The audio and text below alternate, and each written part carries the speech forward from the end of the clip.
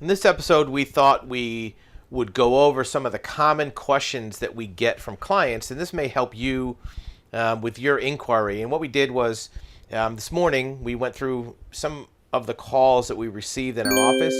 I talked to some of the agents that deal with incoming calls from clients and asked them what are the common questions that came in today. So we picked out the top 7 questions that came in today.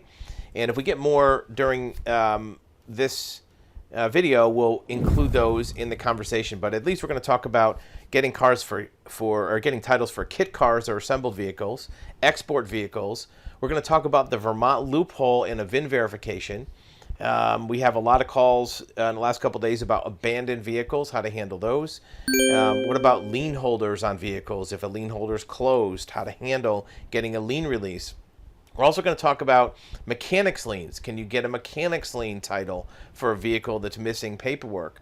And last but not least, we're going to talk about prior owner contact. So one of the first things that came up, and this is because it's in the news, where replica cars, which are kit cars, no longer have to be sold as a kit under federal rules. So there's a lot of manufacturers that basically make reconstructed or tribute versions of a classic vehicle. Here's an AC Cobra, and there's companies that take popular vehicles and make a newer version of them. And in the past, those had to be manufactured to the current standards of manufacturing, which is very hard to do with airbags and emissions and bumper height, that kind of thing. So what's now allowed is low volume manufacturers who sell 325 new, notice in quotes, vehicles per year, they don't have to meet current safety regulations. So they're allowed to do it without meeting the safety regulations required for new cars.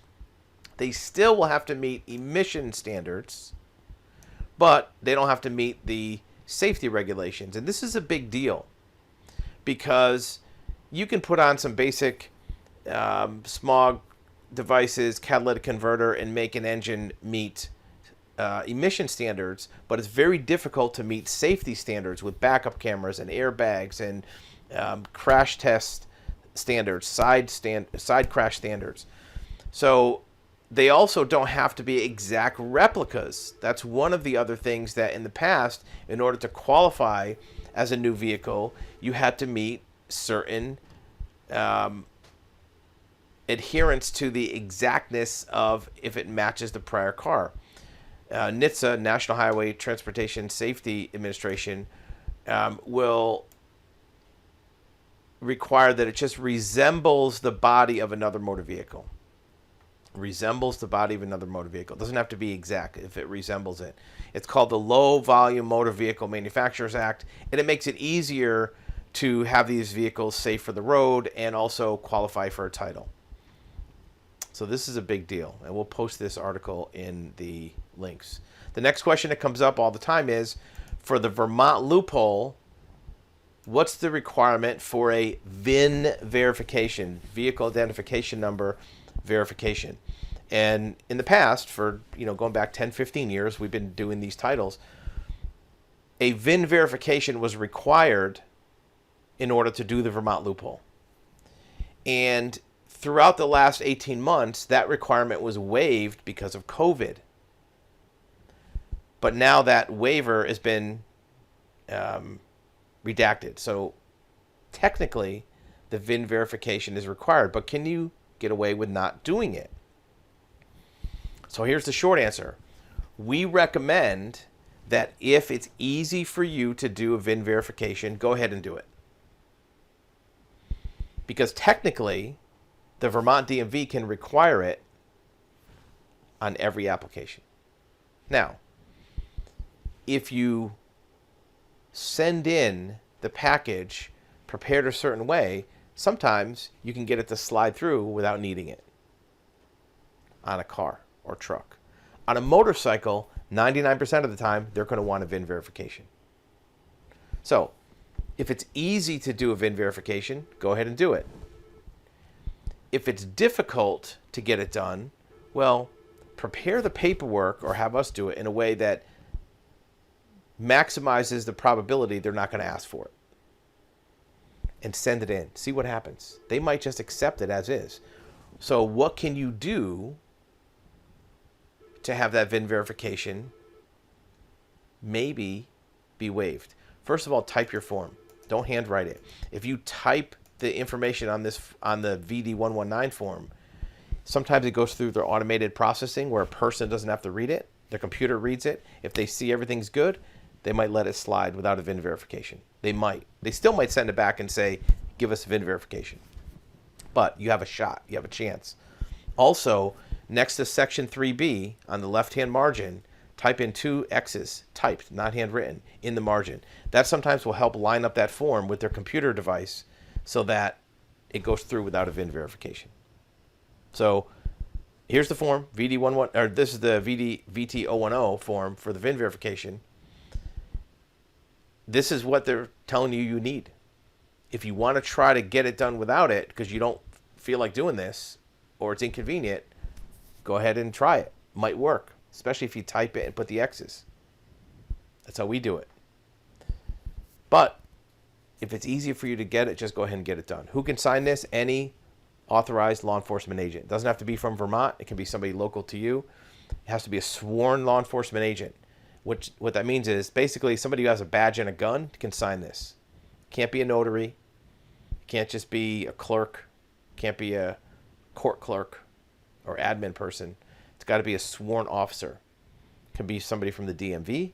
Can be somebody from local law enforcement, police department, sheriff's office, state patrol, even prison guards can do it. Badge and a gun, that's the key. Okay, so that's the VIN verification. What about abandoned vehicles? This comes up a lot. How can I get a title for an abandoned vehicle? Well, the short answer is in most jurisdictions, abandoned vehicles are not, I repeat, not finders keepers. You can't just keep an abandoned vehicle. If a vehicle was literally just dropped on your front porch and you don't know how it got there, sorry, you can't keep it. You got to have it towed away. Now, if the real story is somebody sold you the vehicle or they traded you the vehicle or they gave it to you, there's a way to get a title. It's not abandoned. It's some other method. But as soon as you start throwing around the word abandoned vehicle, more than likely, you're going to lose the car. So use that term very, very carefully. There's a few rare jurisdictions, sometimes specific counties, specific cities, that let you go through a process on an abandoned vehicle to send out notifications to the owner, to the lien holder, file some affidavits, hold it for an auction, and you can maybe keep the vehicle. But it's very difficult. In most cases, there's easier ways to get a title, even if you think the vehicle is abandoned.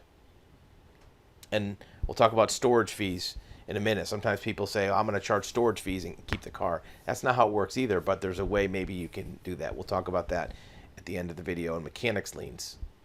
So abandoned vehicles, be very, very careful. Abandoned vehicles, most times, most jurisdictions, you got to get rid of it, which I know that's not what you want to do. You want to keep the car. That's why you're looking for a title. Don't start calling it abandoned, because more than likely, once you identify it as abandoned and you officially state it's abandoned, the car's going to be taken from you. Next thing that comes up a lot is a lien holder. What happens if there's a lien holder on your vehicle? One of our reps just talked to somebody who purchased a vehicle from a local seller who didn't have the title, and the seller told them they'd lost their title. Turns out there's a lien on the vehicle. A bank holds the title and is owed money. Somebody owes money on the vehicle. Well, if there's a lien holder recorded on the title record, then guess what? Until that title has the lien cleared, you can't own it. The bank owns it. But there's good news. If you contact the lien holder in a very specific way, there's a good chance that you can get them to give you the document you need, the lien release document. If you are not the actual borrower that owes them money, that's delinquent, if you're not related to that person, in most cases, the loan has been charged off or it's a write-off, and the bank will give you what you need, a lien release or a letter of non-interest or some document saying, we don't care about this vehicle. Most of the time, the bank doesn't care about the car. They're not trying to get the car. They just want money. And if they know you're not the person that owes them money, you're sure as heck not going to pay it. So they're more than willing to help you get a title to get it off their books, and they can go back after the borrower to get the money. Remember, the money is owed not by the car, but by a particular borrower. It's owed by a person. That person still owes the money. If you are an innocent third party, you can request a lien release from that lien holder and own the car. Now, be very aware that how you do it's important. You don't want to do it by phone. You don't want to do it by email. You don't want to do it by text message. You want to do it in writing by sending a form to that lien holder for them to sign and send back to you. Even put a return envelope in it. You can check out the section on our website about lien releases. So if you have a vehicle with a lien, all hope is not lost, but you have to go about it the right way. As long as it's not reported stolen, you have a shot. So lien release is a big deal. Next one that comes up, and when we talked to a client today that has a bunch of these vehicles that they're looking to export, and export is done by U.S. Customs and Border Protection, also referred to as CBP. And CBP is the ultimate decider of what gets to leave this country in terms of vehicles, right? Export refers to the transportation of merchandise out of the U.S. for the purpose of being entered into commerce of a foreign country. A self-propelled vehicle is any automobile, truck designed for running on land but not rail. So if you're exporting a vehicle, CBP is going to get involved. They want to check out the vehicle. A person attempting to export a vehicle shall present to customs both the vehicle and required documentation, including the VIN. So you can't just bring a vehicle and say, I want to export this vehicle. You have to have certain documentation. What documentation is required? When presented, the documentation must be presented 72 hours prior to export. For U.S. title vehicles, you have to have the title. If the title has third-party ownership claims, like a lien or something else, it has to be in writing that the third party says it's okay to export the vehicle. What they're trying to do is prevent vehicles with liens being shipped out of the country, so the lien holders is basically defrauded out of their collateral. They also want to make sure there's no stolen vehicles being exported. And they also want to take that VIN number out of the U.S. system. If it's exported, it no longer is eligible for a U.S. title. So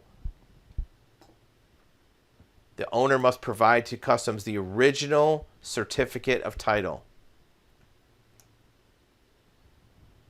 if you're trying to get it out of the country. This comes from CBP. And you can work with your export broker to find out more about this. A lot of times these cars have been bought from Copart or IAA, these salvage auctions, and they're trying to export them without a title, run into problems. We deal with this all the time. So you'll see this happens on export. What about a last owner of a vehicle? How can that help you? This is number 6 on our list, and the last one after this is mechanics liens, so stay tuned. A prior owner of a vehicle might be helpful to obtain documentation in any one of the first 5 we talked about. If you have a vehicle that's not in your name, that you're trying to get into your name, the last owner might have some authority to help you out. Because technically the last owner really is the current owner. If nobody else has received the title printed in their name, the last owner still, as far as the DMV is concerned, the government's concerned, is still the current owner. They don't know about any transfers after that. So if you want to get some documents, you can find the prior vehicle owner. What you do is you look up the title history. You need a DPPA form, and that form looks like this. This is one from Kentucky. Every state's a little different, but you notice what it says. Request for motor vehicle boat record that includes personal information. They consider the name and address of a vehicle owner to be personal information. They don't just give it out randomly because it's private. You wouldn't want somebody who just wrote down your license plate in a parking lot to come knocking on your door asking you questions about your car or how you were driving or why you cut them off at the red light. So they don't just give out owner information. You have to request it through a certain form. It has to be notarized. You have to have your ID, right? Because they want to know who's getting this information, so you're not using it for identity theft or fraud or stalking. So once you get it, now remember, whatever information they give you is going to be the last address when when the owner titled the vehicle, which might have been 10 years ago, so it might be outdated. So once you get it, the next thing you do is you locate them. Search for the current location using social media or investigation. Then, if you want something from that person, if you want them to sign something, send in writing that document. Don't call them and say, hey, get me a lost title. Don't call them and say, hey, tell me where the lien is. Because people don't like to be called out of the blue about a vehicle they used to own 3 years ago. They think it's some kind of scam or they get sketched out. So do it in writing. Then once you get that, then you can transfer it to your name. The full description of this prior owner we have on our website. Gives you more details.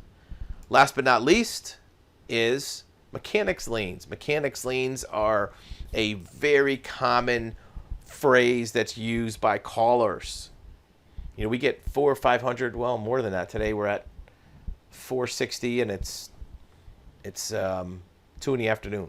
So we'll be over 500 today for calls. Many people say, I want to do a mechanics lien.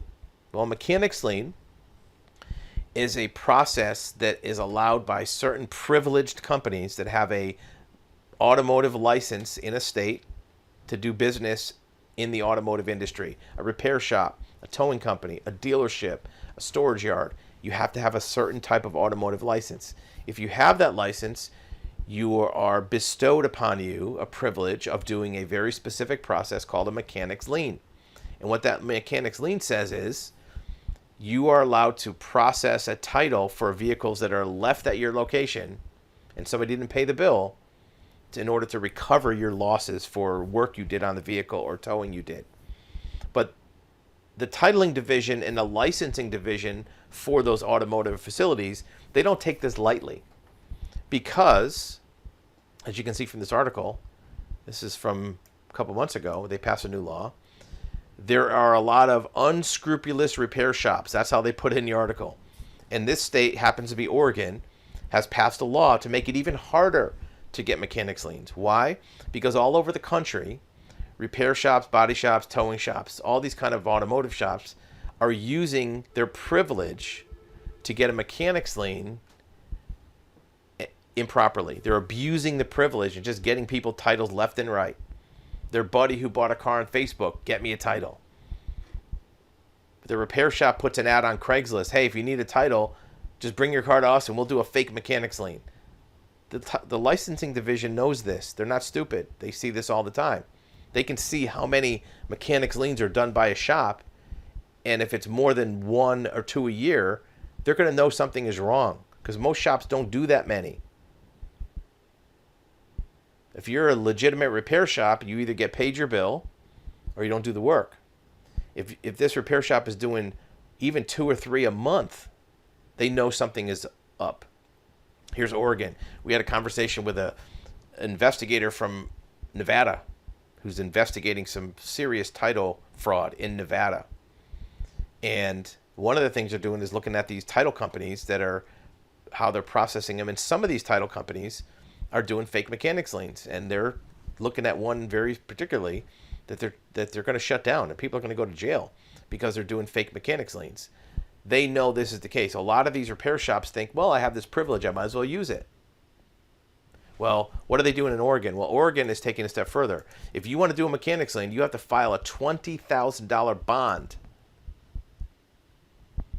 Auto repairers and shops in Oregon will have to obtain a $20,000 surety bond in order to be able to assert a lien on a vehicle for non-payment starting January 1st, which that was 2 months ago. Applies to shops that carry out mechanical and collision repairs. Dealerships are exempt, but it does not apply to abandoned vehicles. We talked before, abandoned vehicles are not finders keepers. The law passed is intended to protect consumers from improper use of a lien. This is what happens. Repair shops are doing improper liens. And you can see just during this video, we've been on this video for almost 20 minutes. You've heard the phone ring. We've had 7 or 8 calls just in 20 minutes. We get about 15 calls an hour. This is just one of the lines. So this is why they're doing it. Any person shall have in effect a surety bond in the amount of $20,000 before and shall maintain they claim a possessory lien on a motor vehicle for repair, storage, service, materials, anything. Because, and it also has to be issued by a company authorized to do business in Oregon. So the bonding company has to be in Oregon. This is a big deal. This shows you how many fake mechanic liens are being done. Laws are passed in response to a few bad players. Well, it's more than a few, I can tell you that right now. Some of the DMVs we talk to, and we talk to the commissioners on a regular basis, they estimate that half of mechanic liens that are filed are fake. Bad players are bad players. They don't follow the rules. They won't follow the rules according to... Here you go. This is what it says right here. We talked about this. An independent shop will only use lien process perhaps once a year. Perhaps once a year. Right? So if you're a mechanics lien shop that's sending in even 5 or 6 a year, that's going to be a red flag. Right? Bad players typically are tow truck operators, will tow and impound and impose a mechanics lien on a vehicle. Right? Or lowball and upsell. By requiring a surety bond, the law gives the role to issuing companies will scrutinize a lien application. So these bonding companies are now also going to look at the shop and say, are you a scam or not? The process of a mechanics lien is lengthy, and the shop cannot recover anything more than a vehicle's value, which can be no more than a fraction of what's owed. Non-payment for collision repair is rare. The insurance industry is scrutinized constantly by the state. So this is what is going on with mechanics liens. If you have somebody who's saying they're going to do a mechanics lien to get you a title, be aware that that process will be scrutinized by whatever government agency handles it in that state, because it's oftentimes a scam. There's these little pop-up title companies that show up all the time. There's usually 2 or 3 around at any given point. This has been going on for 15 years. We've been seeing it, that do fake mechanics liens. So you want to be aware of that. So those are the top 7 questions. Keep an eye on this channel, subscribe, and you'll see this happen, once or twice a week. We'll go over the common questions people ask. And if you have any questions, you can reach us at our website, cartitles.com. We'd be glad to be of assistance.